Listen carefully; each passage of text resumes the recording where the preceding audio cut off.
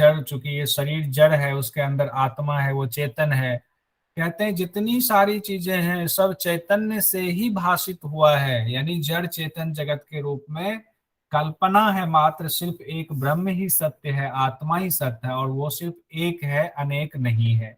कहते हैं कि जब जड़ चीजों का नाश हो जाने पर सिर्फ एक चैतन्य ही बचता है। तो ये चीजें हम लोग कई बार पढ़ चुके हैं, लेकिन इसको फिर से बारंबार भगवान से रिपीट कर रहे हैं। अब जो इम्पोर्टेंट चीज है वो ये है कि लय किस तरह होता है। हम लोगों ने कल पढ़ा था कि परम पद और माया की उत्पत्ति, परम पद और माया के मिलन से आकाश तत्व का उत्पन्न होता है, आकाश तत्व भासित होता है, फिर आकाश तत्व से वायु, वायु से अग्नि, अग्नि से जल, जल से पृथ्वी। ये क्रम हम लोगों ने पढ़ा था। अब कहते हैं कि आज की आप लोगों ने उत्पत्ति का क्रम तो पढ़ लिया, लेकिन उत्पत्ति के बाद इनका लय भी होता है। तो लय का क्रम क्या है? लय का क्रम सीधा हम लोग सिंपल याद रखेंगे।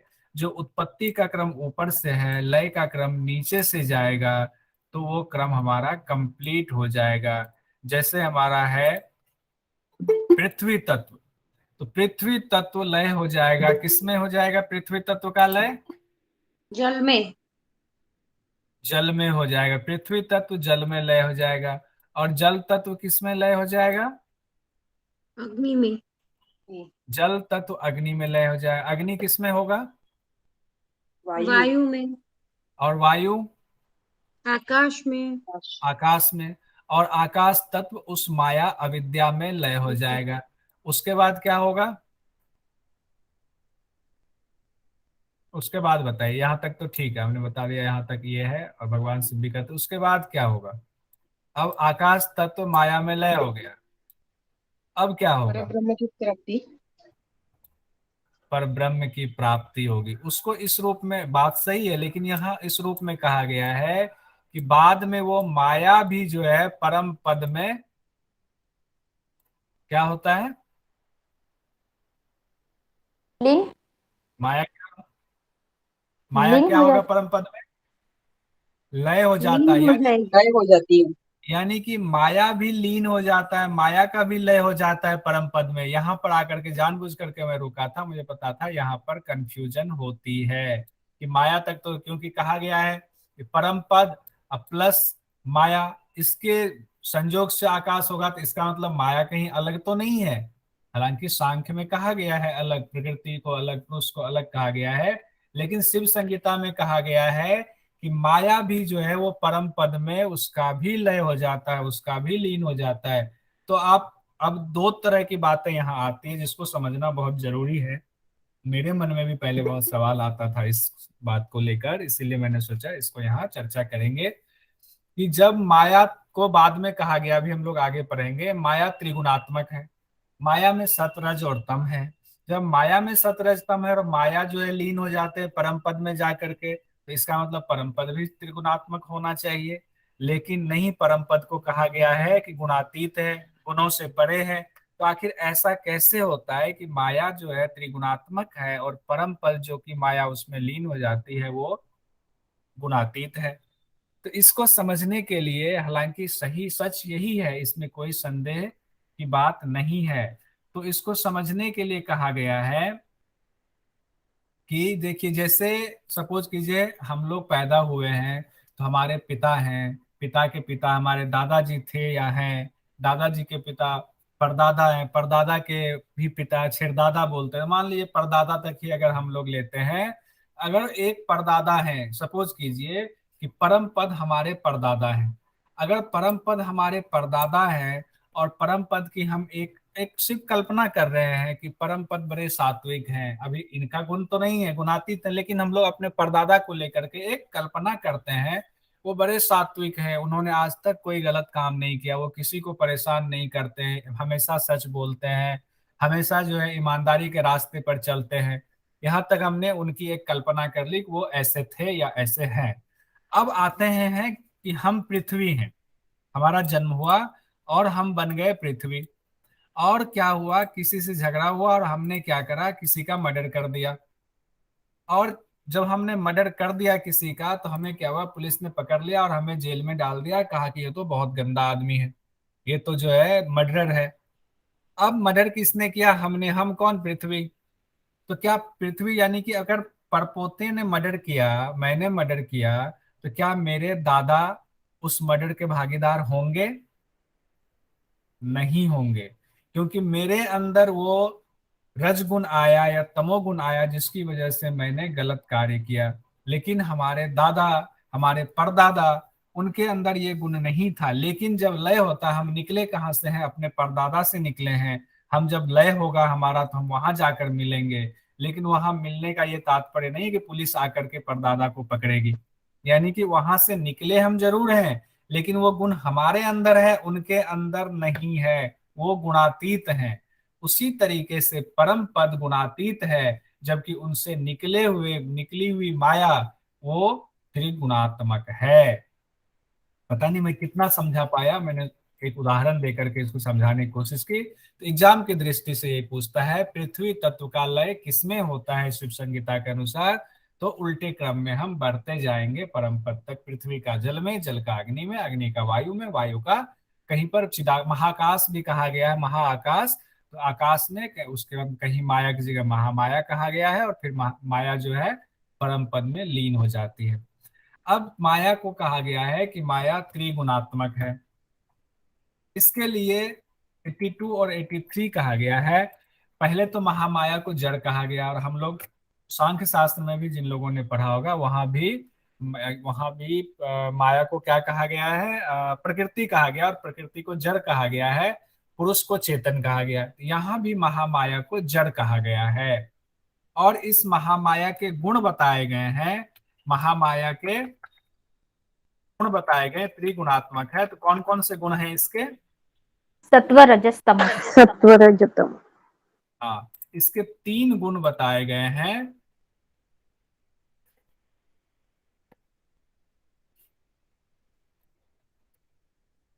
सत्व, रज और तम। कहा गया है कि ये जो माया है, महामाया है, वो 3 गुणों से, सत, रज और तम से परिपूर्ण है। अब जो ये सत, रज और तम से परिपूर्ण माया है, उसकी चर्चा आगे की गई है कि उसके भी कार्य जो है 2 तरीके से वो कार्य करती है।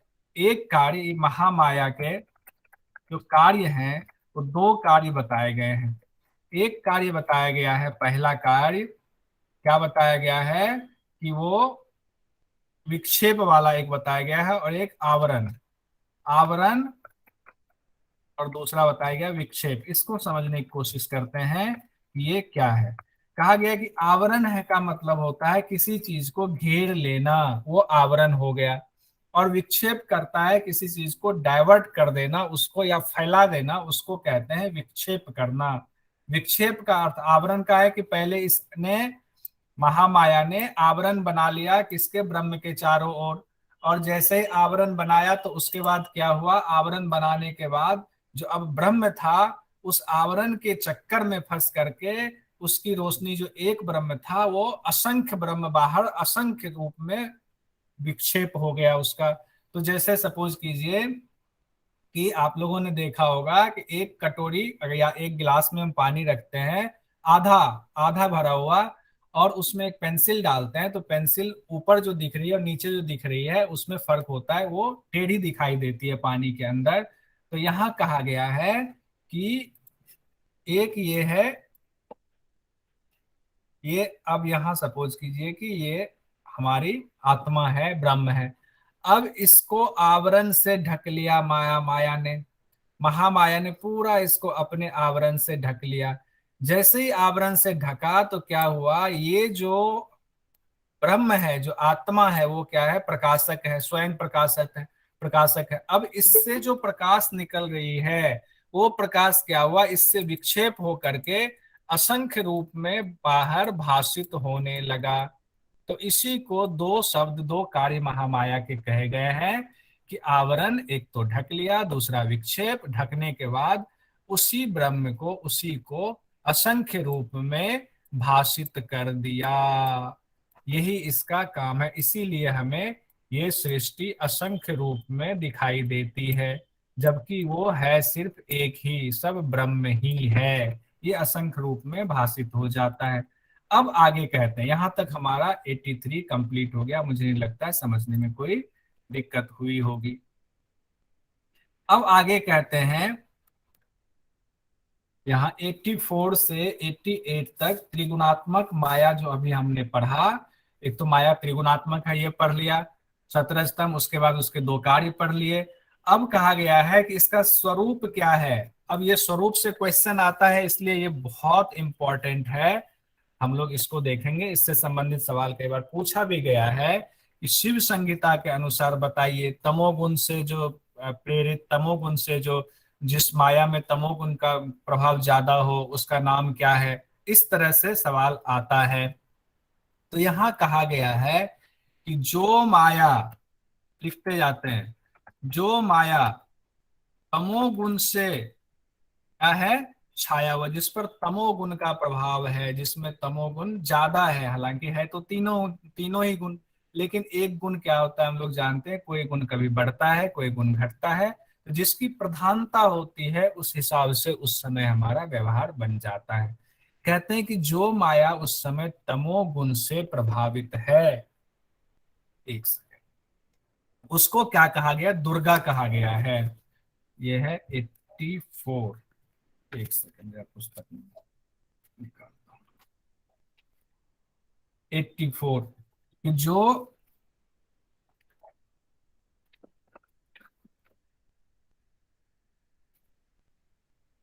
जो माया, जो विद्या, यहाँ पर माया को विद्या कहा गया है, क्योंकि अविद्या को ही कई जगहों पर विद्या शब्द इसलिए इस्तेमाल किया गया है कि उस वक्त वो अविद्या हमें विद्या मालूम पड़ती है, जबकि वो है बेसिकली माया, वो अविद्या है, लेकिन वो हमें ऐसा लगने लगता है कि वही हमारा विद्या है, जबकि वो है अविद्या।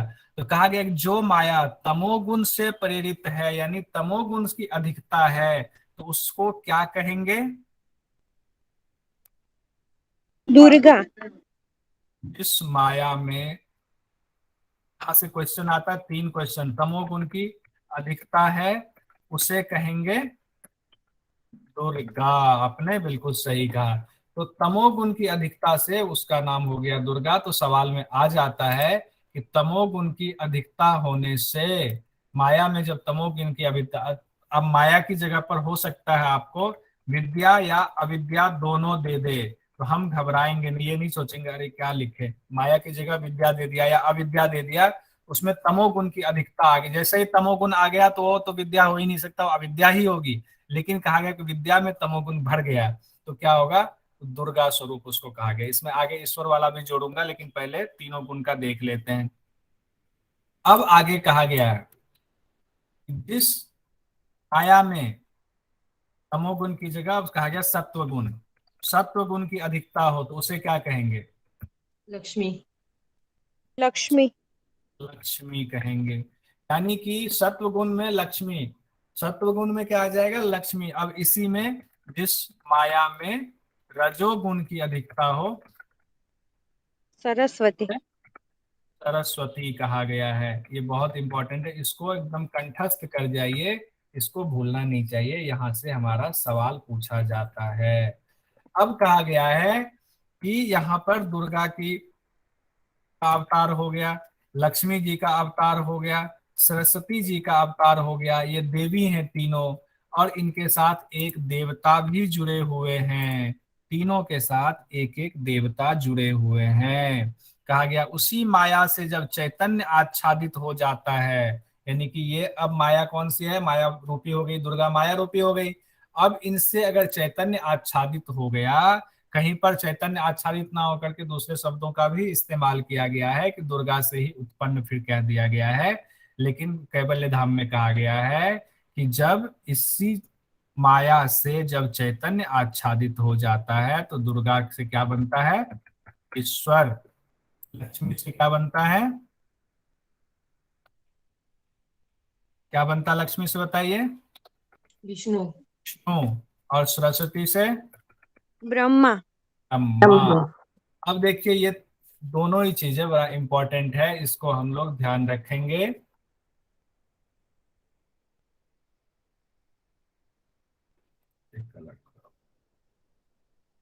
अब ये तीन चीजें हैं, सत रज और सतोगुण रजोगुण तमोगुण। तो पहले तमोगुण का बताया गया, फिर सतोगुण का, फिर रजोगुण का। लेकिन हम परेशान नहीं होंगे। रजोगुण में माँ सरस्वती की बात हो रही है, सत्वगुण में लक्ष्मी और विष्णु भगवान की बात हो रही है, और तमोगुण में दुर्गा देवी और ईश्वर की बात हो रही है। तमोगुण तो हमें सबसे पहले आसानी से याद रहेगा, क्योंकि दुर्गा देवी ने बहुत संहार किया हुआ है दुश्मनों का, दुष्टों का।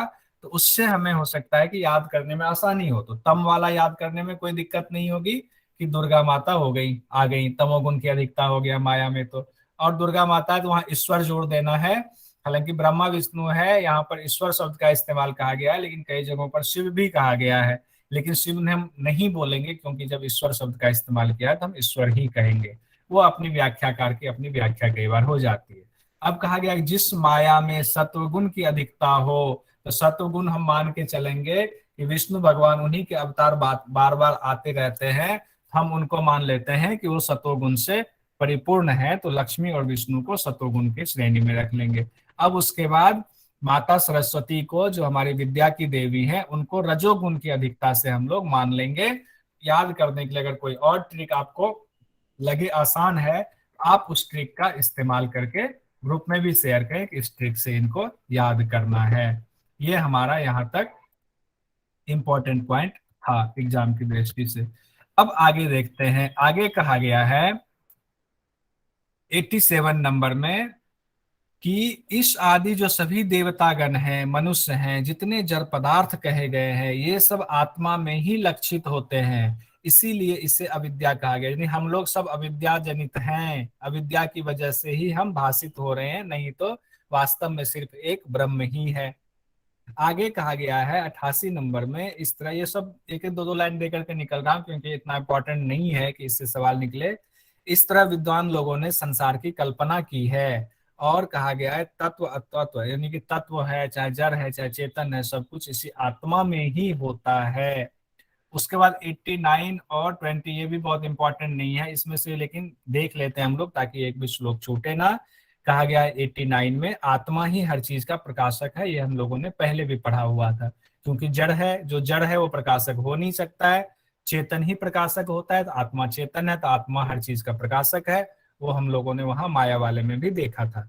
उपाधि के कारण, यानी कि अलग अलग उपाधियों के कारण ही स्वरूप की भिन्नता होती है। और वो उपाधि क्या कहा गया था, विक्षेप वाली उपाधि की वजह से एक आत्मा जो है अलग अलग रूपों में भाषित होता है।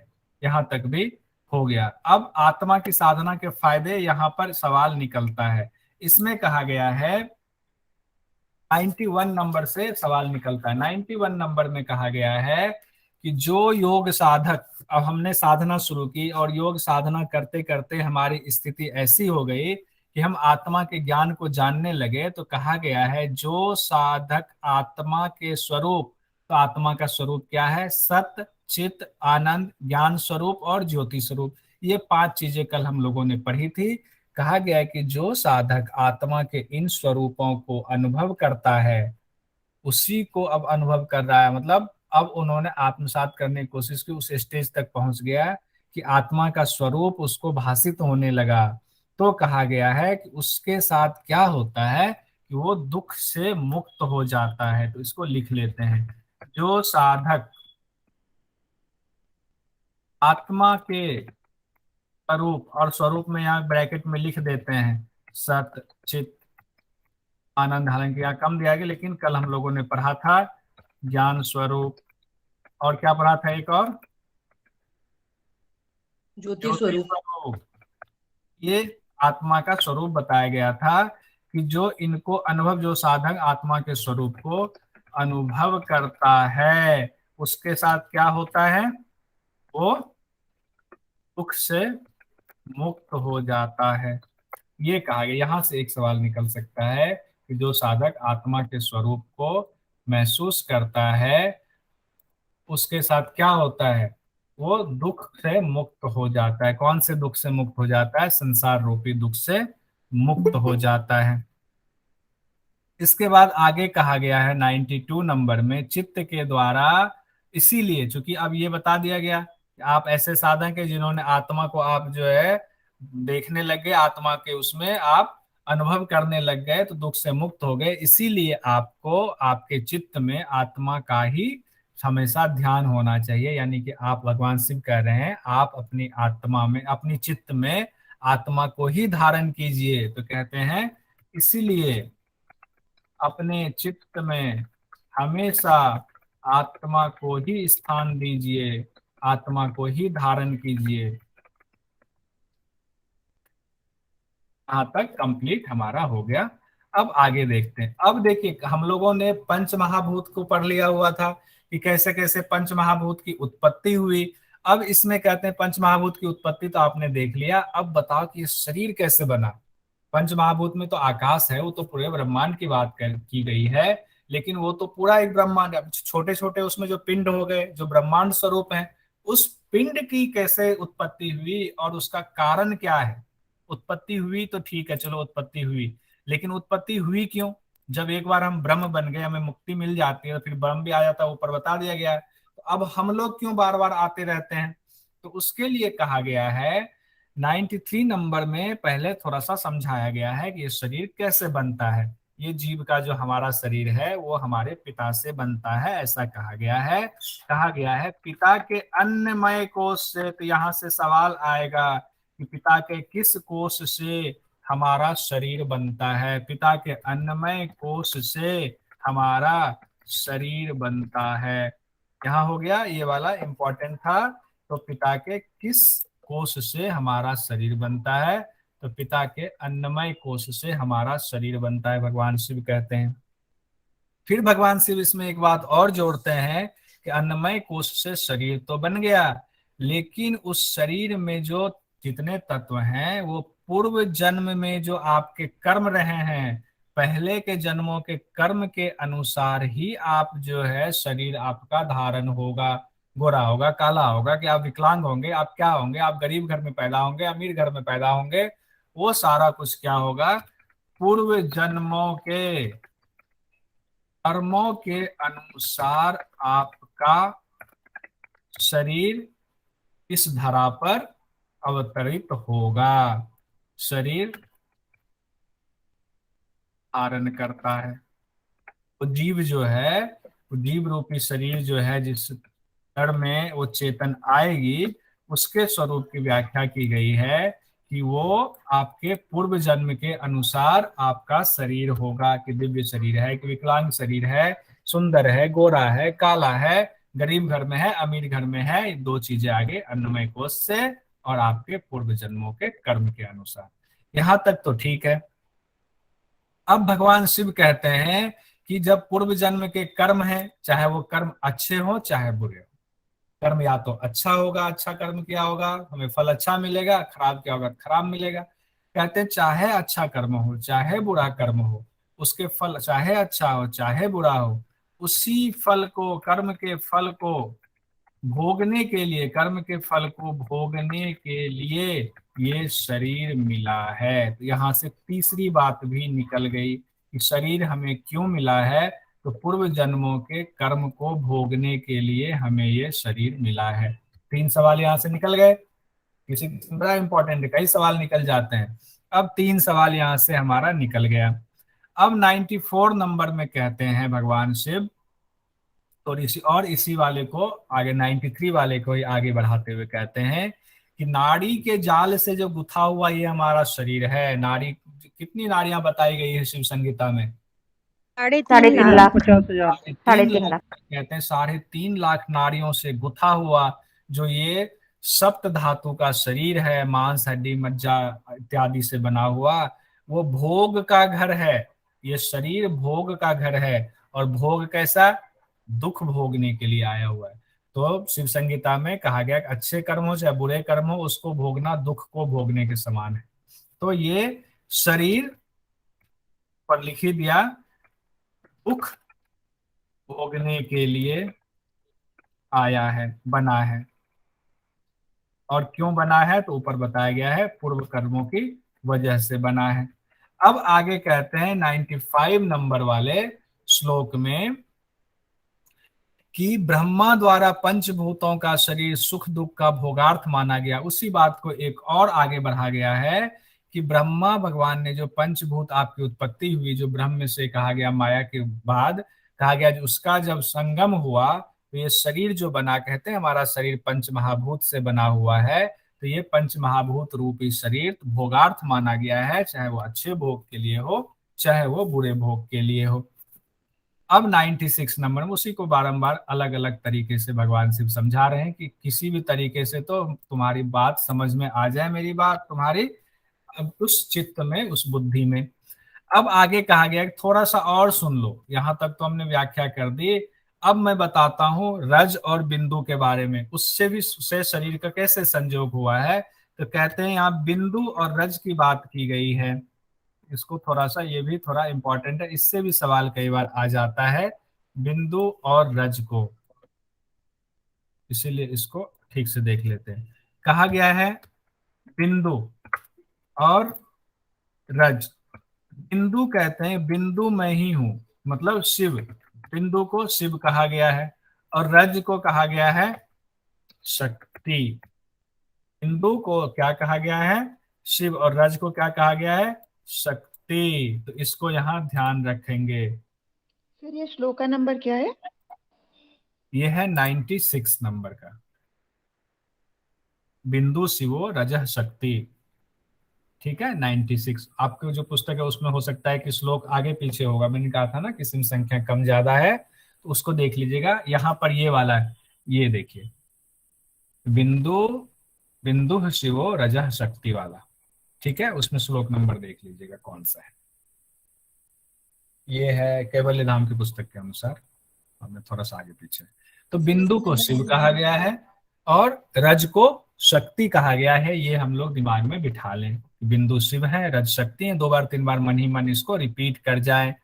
अब कहा गया है दोनों के संयोग से, अब दोनों का संयोग हो रहा है, रज और बिंदु का संयोग हो रहा है, तो रज प्लस बिंदु। कहते हैं रज और बिंदु के संयोग से क्या होता है,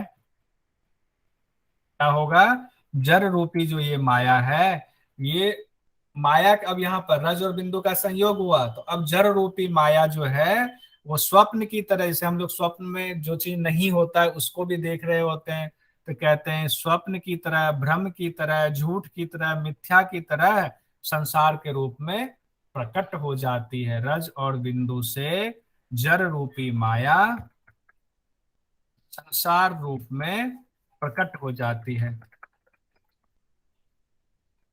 और ये संसार रूपी क्या है, मिथ्या है, स्वप्न स्वरूप है, और क्या है, भ्रम है। इस तरह से कई उपाधियां इनकी दी गई है। तो यहाँ हमारा रज और बिंदु वाला मामला भी हम समझ गए, इसमें भी बहुत कोई दिक्कत वाली बात नहीं थी। ठीक है, अब यहाँ हमारा सरिता जी, अब यहाँ भगवान शिव आगे कहते हैं कि उन पंचभूतों के सम्मिश्रण से, वो जो 5 भूत हैं उनके मिलने से ब्रह्मांड में असंख्य चीजें बनी हैं। वो जो 5 महाभूत हम लोगों ने आकाश से लेकर के पृथ्वी तक पढ़ा हुआ था, कहते हैं कि क्षितिजल पावक गगन समीरा, उसी से शरीर बना हुआ है। कहते हैं उसी पंचभूतों के सम्मिश्रण से ब्रह्मांड में असंख्य चीजें बनी हैं। उनमें से जो हमारा ये शरीर रूपी जीव जिसमें बैठा हुआ है, जिसको जीव कहा गया है, वो भी एक है, और वो भोग भोगने के लिए आया हुआ है। ये कहा गया है आपका 97 नंबर का जो हमारा सूत्र है उसमें ऐसा कहा गया है, ये जीव भोग को भोगने के लिए आया हुआ। और ये चीजें कई बार कही गई है कि सुख दुख रूपी भोग जो है, कर्म करते हैं वो उसका भोग होता है, तो फिर उसको भोगने के लिए आना पड़ता है। तो इसीलिए बाद में भगवान शिव कहते हैं कि कर्म को खत्म करो। तो कैसा कर्म, सकाम कर्म को खत्म करो, निष्काम कर्म होगा तो तुम्हारा कर्म जो है तुम्हारा, उसका बंधन नहीं लगेगा, बंधन नहीं लगेगा तो तुम जन्म मृत्यु के चक्र से हट जाओगे। उसके बाद 98 नंबर में कहते हैं कि मैं शिव जीव के पूर्व कर्मों के अनुसार, अब कहते हैं यहाँ की भगवान शिव कहते हैं कि मैं शिव जीवों के पूर्व जन्म के कर्मों के अनुसार सृष्टि रचता हूँ। किसकी सृष्टि? अलग अलग जो सृष्टि कही गई है, हमारी सृष्टि, आपकी सृष्टि, सृष्टि रचता हूँ। तो हमारे कर्मों के अनुसार ही हमारी सृष्टि बनेगी। हम वैसे घर में आएंगे, हम वैसा शरीर पाएंगे, हम वैसी वाणी पाएंगे। तो ये हमारी सृष्टि, भगवान शिव कहते हैं, तुम्हारे पूर्व जन्म के कर्मों के अनुसार ही भोगता हूँ। तब चेतन तत्व जड़ में स्थिर रहकर समस्त भूतों का भोग करता है। कहते हैं कि हालांकि सृष्टि तो रच दिया, लेकिन इसमें बिना चेतन के तो ये संभव नहीं है। तो चेतन जो है इस जड़ में रहते हुए अब भोग का भोग करेगा, चाहे अच्छे कर्मों का चाहे बुरे कर्मों का। और अंतिम जो 99 नंबर का श्लोक है उसमें कहा गया है, अपने पूर्व कर्म की वजह से ही, अब इतनी बातें समझ में आ गई तो भगवान शिव कहते हैं अब तो तुम्हें समझ आ गया होगा योग साधकों कि आपके जो अपने पूर्व जन्म के कर्म हैं उसी की वजह से आपको बार बार जन्म लेना पड़ता है। यानी कि जीवन मृत्यु के चक्र में आपको बंधना पड़ता है, क्योंकि भोग पूरा होने तक आपको इस जीवन मृत्यु के चक्र में रुकना ही पड़ेगा। और जब भोग पूरा हो जाएगा तभी आपका लय हो सकता है, लेकिन ऐसा होता नहीं। इस जन्म में आते हैं, पूर्व जन्म का हम भोग करते हैं, और इस जन्म का जो हमारा कर्म होता है वो फिर से हमारा लग जाता है। तो एक को भोगते हैं, दूसरा हमारा लग जाता है। तो कहते हैं उसी चक्र को तोड़ना है, काटना है। किससे काटना है? योग शास्त्र से काटना है। तो यहाँ हमारा प्रथम पटल कंप्लीट हो गया है। अब प्रथम पटल के कुछ इंपॉर्टेंट हम क्वेश्चंस को देख लेंगे। हमने सोचा प्रथम पटल का आज ही हम क्वेश्चंस इंपॉर्टेंट कुछ है उसको निकाल करके कंप्लीट कर लेते हैं, ताकि हमें बाद के लिए कुछ ना बचे। लास्ट में जब सारे पटल हो जाएंगे तो हम एक साथ सारे क्वेश्चन को निकाल लेंगे, और नेट जेआरएफ में जो पूछा गया है उसको भी निकाल करके देख लेंगे। तो पहला जो सवाल है उसका आंसर के साथ हम लोग देख रहे हैं, आप लोग भी देखिएगा। शिव संहिता में वेद के कितने रूप बताए गए हैं? बोल भी सकते हैं। माधवी जी, कर्मकांड दो और भेद, ज्ञान ज्ञान कांड। कांड और कर्म कांड। आप ही बोलिए, आंसर लिखा हुआ बोलते बोलते एक एक आदमी ना खोलते हुए बोलते जाइए, ताकि ये याद भी हो जाए आपका। और ये देखिए, बताइए, पहला बताइए। कहाँ गई, कहाँ चली गई माधवी जी?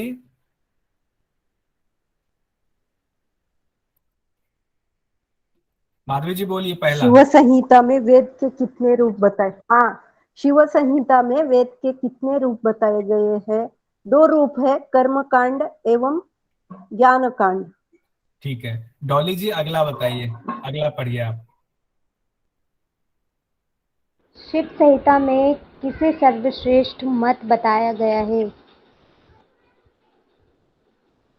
किसे योग बताया? शास्त्र को। हाँ, योग शास्त्र को सर्वश्रेष्ठ मत बताया गया। ये श्लोक में बजाते ये लिखा हुआ है, सर्वश्रेष्ठ मत। पहले जितने मत प्रचलित थे उन मतों की चर्चा की है भगवान शिव ने, और उन प्रचलित मतों को कहा गया है कि ये तो भोग देने वाला है, फल यानी कि स्वर्ग और नरक देने वाला है, जीवन चक्र में बांधने वाला है। इसीलिए एकमात्र योग शास्त्र ऐसा है जो सर्वश्रेष्ठ है और वो मुक्ति देने वाला है।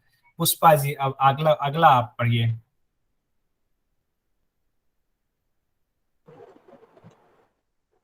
सर मैं अभी ज्वाइन हुई हूँ, मेरे को कुछ पता नहीं है, सॉरी सर। देखकर पढ़ना था, कोई बात नहीं। नीता साहू जी बता दीजिए। जी सर। कर्म कांड के कितने भेद बताए गए हैं? कर्म कांड के 2 भेद बताए गए हैं, निषेध एवं विधि। हाँ, कर्म कांड के हम लोगों ने पढ़ा हुआ था। कर्म कांड के 2 भेद बताए गए हैं, निषेध एवं विधि। निषेध का अर्थ होता है कि कर्म कांड में ऐसे चीजें बताई गई जिनको नहीं करना चाहिए, कहा गया कि ऐसा नहीं करो, इससे पाप लगेगा, उसको निषेध रूप दिया गया है। और जिसको कहा गया है कि करना चाहिए उसको, जिससे कि अच्छे फल मिलेंगे, उसको विधि कहा गया है। यही 2 भेद बताए गए हैं। और कौन है? दीपाली जी भी अभी जुड़ी हैं। तृप्ति भास्कर जी अगला आप पढ़िए। जी सर। जैसे कर्म कांड के यहाँ पे 2 भेद बताए, निषेध और विधि। तो हाँ, अभी आगे शिव संहिता में विधि कर्म के उसके भी 3 प्रकार बताए गए हैं। पहला है नित्य, दूसरा है नैमित्तिक और तीसरा है काम्य कर्म। ऐसे 3 प्रकार कर्म के बताए गए हैं। बहुत सुंदर। तो शिव संहिता में 3 बताए गए हैं विधि कर्म के। पहले तो कर्म कांड के 2, निषेध और विधि, फिर विधि के 3 बताए गए हैं, नित्य, नैमित्तिक और कर्म काम्य। बहुत सुंदर। स्वाति पटेल जी अब अगला पढ़ेंगी। जी सर। शिव संहिता में फल के कितने प्रकार बताए गए हैं? तो 2 प्रकार बताए गए, स्वर्ग रूप और नर्क। क्यों स्वर्ग और नरक बताए गए, कैसे बताए गए, थोड़ा प्रकाश डालेंगे। जैसे हाँ, पाप कर्मों के कारण जो दुख मिलता है वो नर्क रूप है, और पुण्य कर्मों के कारण जो सुख मिलता है वो स्वर्ग रूप है। स्वर्ग रूप में, बहुत सुंदर। आगे प्रीति जी बता देंगे। ये है सर का ये क्वेश्चन। हाँ ये वाला। विचारशील योग साधक को कर्म कांड के साथ क्या करना चाहिए? कर्म कांड के महात्म्य हाँ को कर्म कांड, जानकर कि महात्मा को जानकर उसे त्याग देना चाहिए। कहा गया है ना कि पहले क्या कहा गया है, पहले कर्म कांड की पूरी व्याख्या भगवान शिव ने की है कि कर्म कांड ये है, कर्म कांड वो है, कर्म कांड में ऐसे करते हैं वैसे करते हैं। और उसके बाद उन्होंने कहा है कि कर्म कांड को करने से जब उसके हिसाब से चलते हैं तो या तो पुण्य कर्म होगा या पाप कर्म होगा, या तो स्वर्ग मिलेगा या नरक मिलेगा। कहा गया है कि फिर क्या होगा, उससे जीवन चक्र के आप बंधन में बंधे रहोगे। तो फिर उसके बाद भगवान शिव कहते हैं कि अरे विचारशील साधकों, जो मुक्ति चाहते हो, जब तुमने कर्मकांड को मैंने बता दिया, सब जान लिया, अब उसको त्याग दो। और त्याग करके क्या, उन्होंने ऊपर क्या बताया हुआ था, त्याग करके क्या करना है, मोक्ष में योग शास्त्र का यानी कि ज्ञान कांड की तरफ बढ़ो। अब अगला बताएंगे योग की फिटनेस जी। जी सर, शिव संहिता के अनुसार कौन असंख्य रूप में भाषित होता है? आत्मा, ब्रह्म और परमपद। और नहीं आत्मा है के मतलब 2 रूप, ब्रह्म और परमपद। हाँ आत्मा ही है, उसी को अच्छा, अलग आत्मा अलग की 2। नहीं नहीं आत्मा को ही गुरु जी ये ब्रह्म और परमपद बोला है क्या? हाँ आत्मा को ही ब्रह्म और परम पद का है, वो मैंने हाँ, जानबूझ कर इसलिए लिख दिया क्योंकि अभी यहाँ से अब आत्मा पढ़ के जाओ और एग्जाम में आ जाए ब्रह्म या परम पद, तो हम कंफ्यूज ना हो जाए। तो तीनों में से कोई भी नाम आएगा तो वही असंख्य रूप में भाषित होता है। ठीक है। अब अगला मुझे नाम क्यों नहीं आ रहा था, हाँ अरुण जी अगला बताइए। ज्ञान से दुख का नाश होने पर क्या होता है? आत्मा आनंद स्वरूप बन जाता है। कहा गया था ना कि अज्ञान की वजह से हमें दुख होता है, और जब अज्ञान खत्म होता है, ज्ञान आ जाता है, तो दुख का नाश हो जाता है। जहां से दुख सारा खत्म हो गया तो आत्मा क्या होगा, आनंद ही आनंद, अब दुख तो है ही नहीं। तो अखंड आनंद की चर्चा की गई है। अब अर्चिता जी बताइए। जी सर। नेक्स्ट पढ़िए, नेक्स्ट क्वेश्चन। शिव संहिता में संसार के व्यवहार को कितने प्रकार असर कट रहा है, नहीं आ गया, प्रकार का बताया गया है? 3, शत्रु, मित्र, उदासीन। कहा गया है ना इस संसार में 3 प्रकार से जनरली बिहेव होता है, व्यवहार होता है। मैं क्या पूछा था?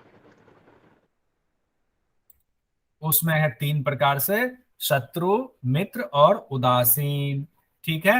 अब अगला, गुरु जी उदासीन की बात उनसे कही गई है ना जिनसे मतलब कोई लेना हाँ देना नहीं है। हाँ जिनसे कोई जैसे लेना नहीं है। देखिए या तो आपकी शत्रुता होगी, किसी से मित्रता होगी, या ऐसे लोग होंगे जिनसे कि आपका ना शत्रुता है ना मित्रता है, तो उसको उदासीन की श्रेणी में रखा गया निष्काम है। बोल सकते हैं सर उसको। क्या? निष्काम बोल सकते हैं उसको। नहीं निष्काम यहाँ नहीं है ना, निष्काम की बात नहीं है, न्यूट्रल कह सकते हैं, न्यूट्रल, नॉट ठीक निष्काम। ठीक है। जी जी आगे अंकिता जी आप शुरू से हैं, ये वाला पढ़ दीजिए। हाँ सर। हाँ आत्मा और माया के संयोग से क्या होता है? संसार का सर्जन होता है। संसार का सृजन होता है। आत्मा की जगह पर अगर ब्रह्म भी दे दे तो हम घबराएंगे नहीं, हम ब्रह्म को भी, उत्तर हमारा वही होगा। आत्मा की जगह अगर ब्रह्म, ब्रह्म और माया के संयोग से संसार का सृजन होता है। अब अगला डॉली मालवीय जी पढ़िए।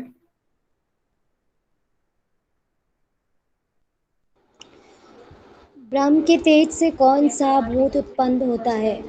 आकाश। ब्रह्म के तेज से पहला तत्व कौन सा हुआ? आकाश। देखिए ये सवाल में आ जाता है कि ब्रह्म के तेज से कौन सा भूत उत्पन्न होता है या कौन सा पंच महाभूत उत्पन्न होता है, तो उसमें कंफ्यूज नहीं होंगे। वैसे तो ब्रह्म से ही पूरी दुनिया, पूरा संसार भाषित होता है, लेकिन हम ऐसा नहीं पृथ्वी पे टिक लगा दे, किसी पे लगा दे, क्योंकि श्लोक में कहा गया है कि ब्रह्म के तेज से सबसे पहले क्या होता है, आकाश तत्व आता है, आकाश भूत आता है। ब्रह्मा शर्मा जी अगला पढ़िए।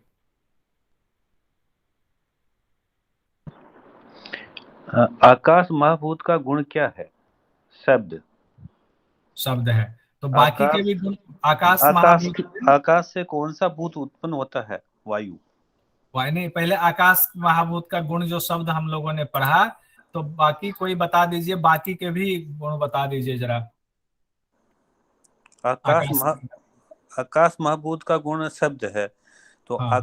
आकाश, फिर वायु, वायु वायु का स्पर्श। ठीक है, बहुत बढ़िया। फिर अग्नि, अग्नि का रूप। बहुत अच्छा रूप, हाँ। और जल का रस। जल का रस। और पृथ्वी का गंध। बहुत सुंदर, बहुत सुंदर, अति उत्तम। अब आपने ये वाला भी पढ़ दिया, आकाश से कौन सा भूत उत्पन्न होता है, तो वायु। आकाश के बाद हमारा वायु की उत्पत्ति हो गई।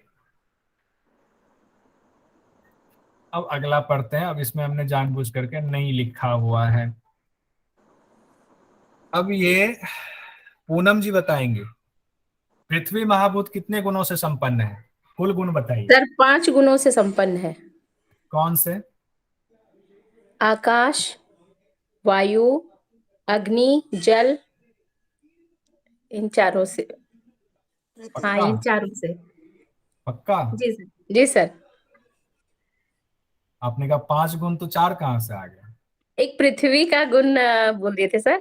गुण और महाभूत में अंतर है?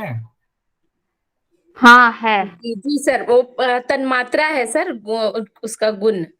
और पंच महाभूत में आकाश, वायु, जल, अग्नि और पृथ्वी है। भारती माली जी कुछ बोल रही थी, बोलिए भारती माली जी। मैं रुक गया हूँ, मैं टाइप नहीं कर रहा हूँ। हाँ सर, पंच महाभूत और गुणों में अंतर है। जो पंच तन मात्रा वही गुण है। जैसे आकाश का गुण है शब्द, वायु का स्पर्श, तो जल पृथ्वी का रस। कितने गुणों से संपन्न है? 5 गुणों से। कौन कौन से गुण हुए? शब्द, स्पर्श, रस, शब्द, स्पर्श, रस, शब्द, स्पर्श, रस, रूप और गंध। रूप और गंध, ये 5 हो गए हमारे। ऋतु तोड़ी जी बताएंगे कि जल महाभूत कितने गुणों से संपन्न है?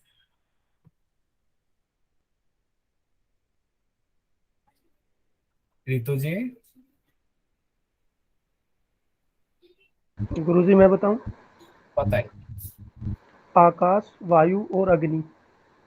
जल महाभूत कितने गुणों से संपन्न है? सर 4। सब लोगों को लगता है कि सही बोल रहे हैं, या चार्ट में जाना पड़ेगा एक बार, क्योंकि यहाँ पर सर कंफ्यूजन हो वो महाभूत और तन मात्रा में अंतर है। गुणों तन मात्राएं है, जो गुण है वो। अब आपके सामने एक बार इसको देख लीजिए, फिर क्वेश्चन पर आते हैं, क्योंकि मैं चाहता हूँ ये नहीं कि अभी दिखाएंगे नहीं, क्योंकि अभी तो हम लोग बार बार करेंगे, एग्जाम में तुम्हें मौका नहीं मिलेगा। अब यहाँ जो कहा गया ना, देखिए ऊपर एक हमारा हो गया आकाश, वायु, अग्नि, जल, पृथ्वी। तो ये कहा गया है कि कितने पूरा गुण, एक एक गुण तो सबके हैं ही, एक एक गुण जो उनका मेन गुण है वो है ही, लेकिन उसके अलावे जैसे पृथ्वी है, तो पृथ्वी अपने पिता का, अपने दादा का, परदादा का, सबका एक गुण लेकर के, इसीलिए 5 वो उसका हो गया। शब्द, स्पर्श, रूप, रस, गंध। वैसे ही जल का हो गया, जल के 4 हो गए, शब्द, स्पर्श, रूप, रस। और अग्नि के हो गए शब्द, स्पर्श और रूप। और आकाश के हो गए एक गुण वाला है आकाश, सिर्फ शब्द गुण वाला। अब आते हैं हम लोग फिर से उस क्वेश्चन पे, क्योंकि ये यहाँ पर अगर कंफ्यूजन क्लियर नहीं होगी तो एग्जाम में हम नहीं कर पाएंगे। अब बताइए पुष्पा जी, जल महाभूत कितने गुणों से संपन्न है? क्या बोले सर? जल महाभूत कितने गुणों से संपन्न है? 3 गुणों से। मैं लिख रहा हूँ 4, तो मैं सही हूँ गलत हूँ? 4 हाँ 4 गुणों से। 4 है ना? तो इस 4 में कौन सा छूट जाएगा? कौन से 4 होंगे? गंध नहीं आएगा। गंध नहीं है सर। गंध छोड़ करके सब आ जाएंगे। सब आ जाएंगे। शब्द, स्पर्श, ये चारों आ जाएंगे। यहाँ पे थोड़ा कुछ नहीं, बस ये मैथमेटिकल कैलकुलेशन की तरह है, इसीलिए कल हम लोगों ने चार्ट बना कर पढ़ा हुआ था। बस एक बार उसको मनन करने की जरूरत है, हम लोग मनन नहीं करते हैं, सबसे बड़ी दिक्कत ये हो रही है। अग्नि महाभूत कितने गुणों से संपन्न है? 3 से हो जाएगी। 3 गुणों से। हाँ, ब्रह्मा जी की तैयारी अच्छी है। सुरेश जी कितने गुणों से संपन्न है? सुरेश जी 3 गुणों से। 3 गुणों से। योग की फिटनेस जी जी सही सर। कह रहे हैं? सही कह रहे हैं? शब्द स्पर्श रूप। जी जी जी, शब्द स्पर्श रूप। अच्छा, तो कौन सा वाला किसका किसका खत्म हो गया इसमें? जल और पृथ्वी का कैंसिल हो गया। और इसमें जल और पृथ्वी का। हाँ, जल और पृथ्वी का खत्म हो गया। जानकी जी वायु महाभूत कितने गुणों से संपन्न है? 2 गुणों से। किसका गुण लेकर के आया हुआ है ये? शब्द और स्पर्श। किसका किसका गुण लेकर आया हुआ है? मैं आकाश का और वायु का।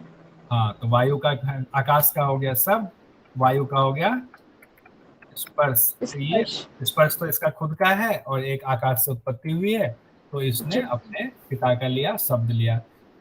अब रजोगुण से परिपूर्ण माया किस रूप में जानी जाती है? सरस्वती। सरस्वती के रूप। सरस्वती। ठीक है, सब लोग बोल सकते हैं। गलत भी बोलें, गलत बोलेंगे तो फिर आगे कभी हम गलत नहीं बोलेंगे। एक बार गलत जरूर बोले, अगर नहीं आता तब सही आता तब सही, जानबूझ के गलत नहीं बोलेंगे। रजोगुण से परिपूर्ण माया किस रूप में जानी जाती है? माँ सरस्वती के रूप में। और यहाँ से क्या होता है, जब आच्छादित हो जाते हैं, इनसे कौन से देवता जुड़े हुए हैं? ब्रह्मा जी। ब्रह्मा जी। बहुत सुंदर। तमोगुण से परिपूर्ण माया किस रूप में जानी जाती है? माँ दुर्गा। दुर्गा। तमोगुण, हाँ, माँ दुर्गा। क्योंकि उनको कहा गया ना, उन्होंने बहुत शत्रुओं का नाश किया। और यहाँ से कौन से भगवान इनसे जुड़े हुए हैं? ईश्वर। बहुत सुंदर। अब सत्व गुण से परिपूर्ण माया किस रूप में जानी जाती है? लक्ष्मी। लक्ष्मी और विष्णु। विष्णु भगवान। योग की फिटनेस जी सही कह रहे हैं? जी सर। ठीक जी है। सर, लक्ष्मी। लक्ष्मी, और इनसे भगवान जुड़े हैं विष्णु भगवान। अब पिता के किस कोष से शरीर धारण करता है बच्चा? अन्नमय कोश। अन्नमय कोश। अन्नमय कोश। अब ये जो सवाल कभी आएगा तो हम लोग भूलेंगे क्या? नहीं भूलेंगे। इसीलिए इस तरह से जब हम लोग याद करते हैं तो अच्छा रहता है। जीव बार बार जन्म क्यों लेता है? कर्मों के कारण। कर्मों के फल के। अरुण जी बताइए। कर्मों के फल के अनुसार। भारती माली जी बताइए। कर्मों के फल के कारण जीव बार बार जन्म लेते हैं। गुरुजी पूर्व जन्मों के कर्मों के फल को भोगने के लिए बार बार जन्म। पूर्व जन्मों के फल को भोगने के लिए बार बार जन्म लेना पड़ता है वो। ठीक है, पूर्व, हालांकि सब लोग सही थे, लेकिन बिल्कुल करेक्ट जो होगा, पूर्व जन्मों के फल को, चाहे फल अच्छा हो या बुरा हो, फल को भोगने के लिए बार बार जन्म लेना पड़ता है, ऐसा भगवान शिव बता रहे हैं। ठीक है, यहाँ हमारा कंप्लीट हो गया पहला पटल। जानबूझ करके आज मैंने दूसरा पटल नहीं टच करा, क्योंकि और उसमें बड़ा मजेदार, शुरुआत से ही उसमें पूरा शुरू हो गया एग्जाम की दृष्टि से सवाल जवाब। गुरुजी